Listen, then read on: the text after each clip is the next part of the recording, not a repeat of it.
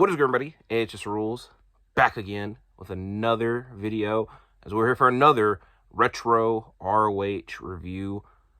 Previously on the series, we discussed the event from 2012 in Death Before Dishonor 10. 2013, we discussed Border Wars. 2014, we discussed War of the Worlds. 2016, we discussed All-Star Extravaganza. And then last week, we went to 2017 and discussed Global Wars Chicago. Now, if you noticed, one of those years I skipped, and we're going to fill that void here in this video. We're here to discuss Glory by Honor 14 from 2015, and this will be the most interesting one of those events thus far, because this is an event that doesn't really get talked about. It's an interesting time period for Ring of Honor, because this is their time period where they're on Destination America. We're looking back at it now, what is not a big a deal, but when the news happened, it was a big deal. And if you didn't know, at the time period, that's when Destination America was the home of Impact Wrestling, and ROH for a time period was the lead-in to Impact Wrestling. So one channel had two different wrestling programs on their channel, and then in that next year, there was no wrestling because TNA and ROH had both left. Now, what is interesting about this event specifically, Glory by Honor 14, is that the main event changed overnight. So for us to dive into that, we have to do a bit of a recall, because the night before was a TV taping, also a Glory by Honor show, but I went through the results of that show. Nothing much to really discuss except for this one little tidbit. There's a TV title match between Roderick Strong and Jay Lethal. The two had previously had two title matches for the World Heavyweight Championship, because it's the top here where Jay Lethal was both the World and Television Champion. Death Before Dishonor, they went to a time limit draw and then rematched at the Aftershock Tour in Philadelphia, where Jay Lethal picked up the victory. So Roddy could not get a world title shot, but he, was still a top contender and could get a television title shot. Now, what is extra special about this is that I was going to watch that match and review it as well, but for some reason, my Honor Club stopped working after I watched the Glory by Honor show we're discussing. So I did not get to go back and watch the show. And then I came to the realization that, hey, I have discussed that match before. And I went through my box full of notebooks, and legitimately the notebook that was on top had my notes from 10 years ago on that matchup. So while I keep hinting why this is special, to start things off, we're going to read my notes from 10 years ago on the Roderick Strong and Jay Lethal TV title match. Very technical to start it off, very back and forth as well. Lots of chops from both men. We get a lethal ejection that is reversed into a drop kick, and Roddy with a flurry of forearms. We get three lethal suicide dives, and the last one is caught with an Olympic slam by Roddy. Roddy hits a body slam off the top rope and then into a stronghold. We get a super kick and a lethal ejection that is a kick out by Roddy afterwards. We get two jumping knees, a top rope superplex that is reversed into an ace crusher for a count of two. We get slaps, super kicks, a high knee, a sick kick, an into heartache, and a stronghold by Roddy to become the new television champion. Thing one, I could say my handwriting has improved dramatically. Thing two, this is back in the day when I wrote in pencil. Now I write in pens, in my notebooks at least. And thing three, at this show, Roderick Strong became the new television champion. Now, if you're wondering, the Glory by Honor 14 main event was supposed to be a Champions versus All-Stars bout. With the obvious thing, Lethal was the World and Television Champion. So it was going to be a 3-on-3 match. Jay Lethal, World and Television Champion, and the Kingdom, Matt Taven and Michael Bennett, who were the Tag Team Champions, versus Roderick Strong, ACH, and AJ Styles. But ACH was also injured at this show, and AJ Styles was previously injured, so the All-Star team was completely scrapped because Roddy would be added to the championship side. So if you looked at the thumbnail, you will see what the new main event of the show was. It was still Champions versus All-Stars, but it was a team of Jay Lethal, Roderick Strong, and the Kingdom versus the Addiction, Dalton Castle, and Moose. We got a lot more to get through before then, because that's the main event of the show. We got a whole show to go through, so here we go. We're already 5 minutes in, but I feel that a lot of that was important to tell. Sip of water. Also, one more thing. When I was looking through that notebook, I found this, which is I had overabundance of lanyards that I had when I went to school, and I put a Ring of Honor sticker in it. It doesn't really, there you go. It shows up right there. So I kind of look like Paul Heyman a little bit, but I digress. Glory by Honor 14 from 2015. Here we go. The opening contest was Adam Cole and Will Ferrara. Cole gets the advantage and notes Adam Cole Bebe early. Ferrara's crossbody is reversed into a drop kick. Ferrara responds later on with a middle finger. We get a dive to the outside, a code red in the ring for a count of 2. A pair of pinfalls for both men leads to a Cole kneecap brainbuster to pick up the victory. Silas Young and the Beer City Bruiser take on the All Night Express.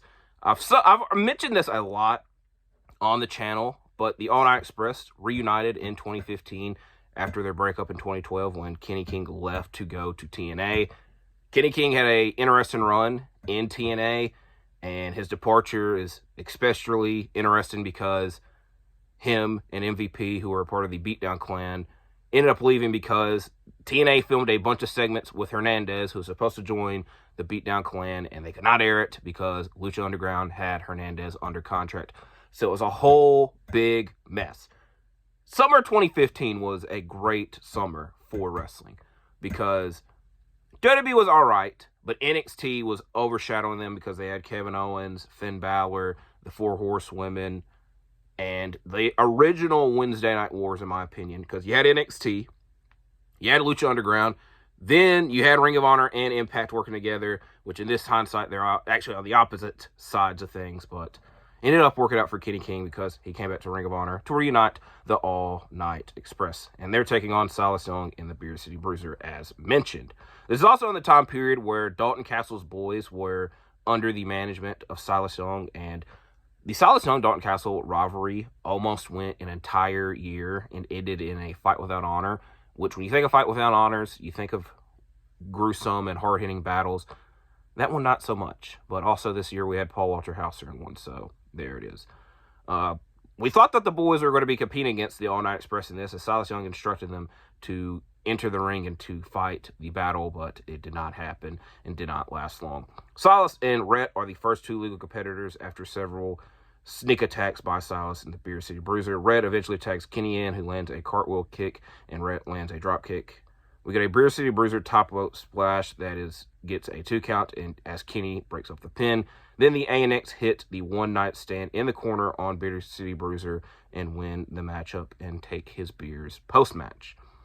Quick matchup up next, Samson Walker versus Caprice Coleman. Coleman gets to work early with several drop kicks. Later, we get a Hurricane Rana off the top rope for a 2 count. Samson tries to take it to the outside, but misses on a corner splash. A chair is brought in the ring to distract the referee, and Coleman wins off of a roll-up. Caprice Coleman was a heel in this matchup. I do not remember heel Caprice Coleman during this time period, so there was that. Now we have a good matchup. Donovan Dijak taking on Michael Elgin. Before the matchup, this is also the time period where Steve Corino was suspended. I think they might have even said fired from ROH, which what I'm saying now kind of would contradict that.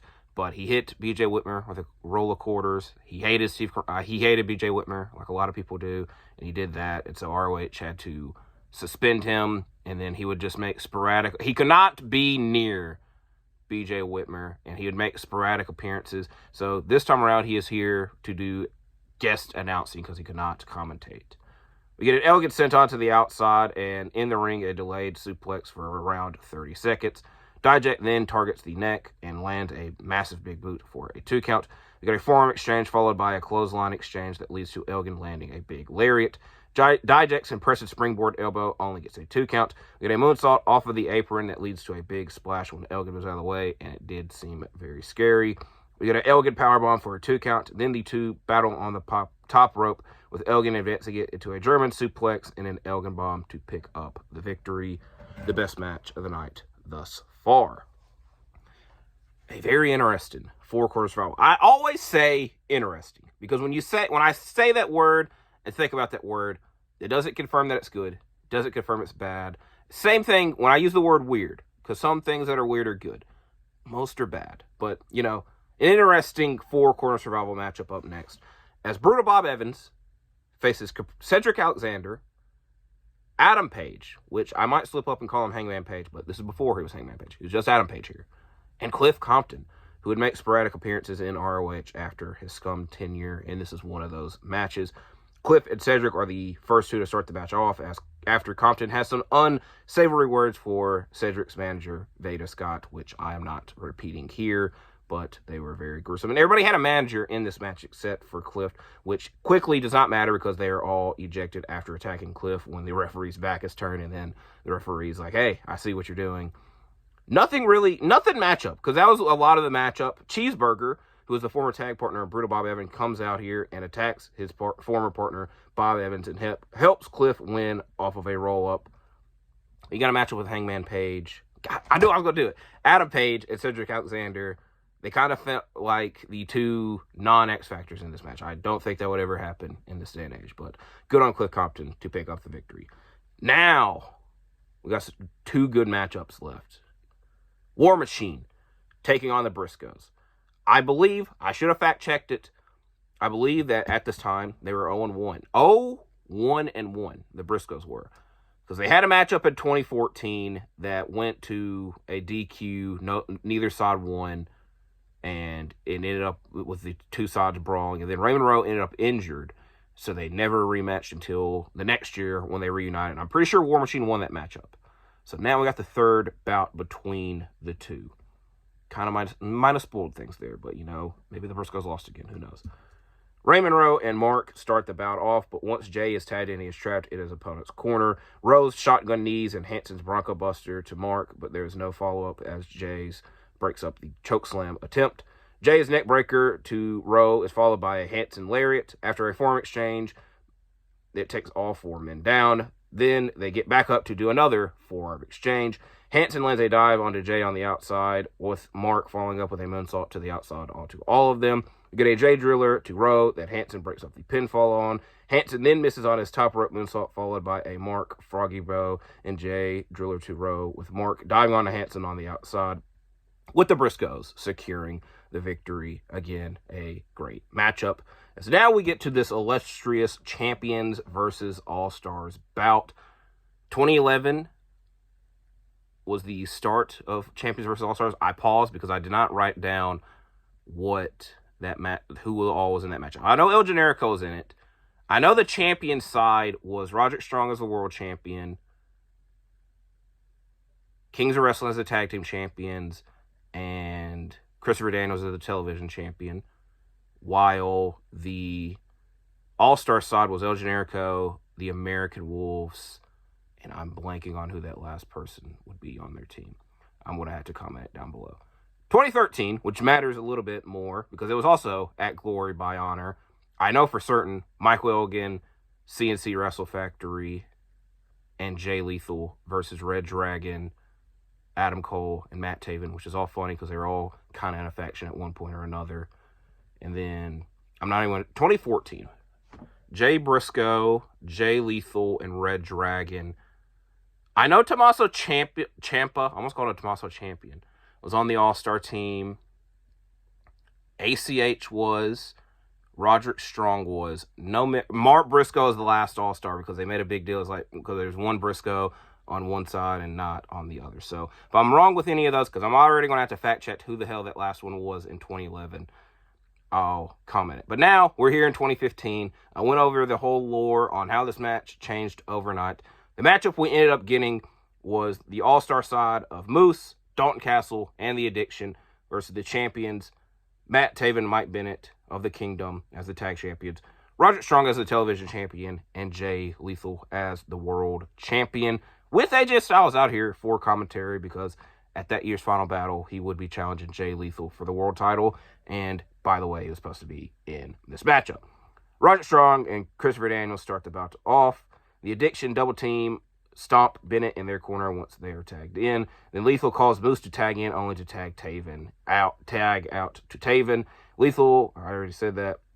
They later triple super kick him, however, and then everyone's on the outside for a Daniels moonsault. We get a low blow and a spot pile driver to get Zarian, which eliminates him first. The Kingdom then double team on Daniels afterwards. This catches up to them when Daniels rolls up Bennett, so we're now even at 3-3 with Mike Bennett being eliminated. Taven and Castle counter one another's tombstone attempts, with Castle eventually landing one, and then we get a best moonsault ever to Taven, with now the All-Star side being up 3-2. So we change the page. A series of pinfall attempts with Daniels and Roddy. This is followed by into Hardek to Daniels. And now we're at 2-2 as Castle and Moose are left for the All-Star side and Roddy and Lethal for the champion side. Castle is trapped in his opponent's corner, which the two taking turns chopping on him. Then Dalton Castle moves out of the way as Dalton Castle's boys come out, which I understand it. It lasted like legitimately 5 seconds. Like they came out to cheer Dalton Castle. Silas Young then like comes out and takes them back. Roddy delivers a jumping knee to Moose on the outside, with Lethal following it up with an accidental dive to him on the outside. And then in the ring, Truth Martini's distraction leads to Lethal landing a lethal injection and eliminating Dalton Castle. Then Roddy moves out of the way of Moose's spear with it hitting Lethal, but Roddy lands the sick kick on Moose to end the matchup, with the sole survivors for the champion side being Roderick Strong and Jay Lethal. And the show ends with a AJ Styles face-off between the two. We never get Roddy and AJ. Well, AJ's first match back in ROH was against Roderick Strong, but they never faced off again because AJ would leave ROH at the end of 2015 after his match with Jay Lethal. Overall, the last two matches made the show worth watching. I mainly wanted to review the show because it's timely. It was an October event. I had yet to discuss a 2015 Ring of Honor show on the channel, and I kind of feels a bit forgotten how much, like, I feel like if a match completely changes overnight now, it's a big deal. So looking back at one of the incidents when it happened, I kind of felt it was worth noting. So I do appreciate y'all watching this. I have planned the next 2 months worth of retro ROH reviews because we're in final battle season. That is the best way that I could put it. Not every review will be a final battle review, but it will be a lot of shows that are related to final battle and the road to final battle, I guess you could say. But we got cards up to the change. Anything could happen, and we got a lot of time until then. So again, I appreciate y'all watching this. I'm going to comment who the hell that last 2011 participant was. Who the hell was it? I know El Generico was in it. It might have been the Briscoes of the American Wolves versus, I don't know. It's going to bother me, but y'all get it before I do. So appreciate y'all watching. I'll see y'all when I see y'all because I'm out for now. Goodbye.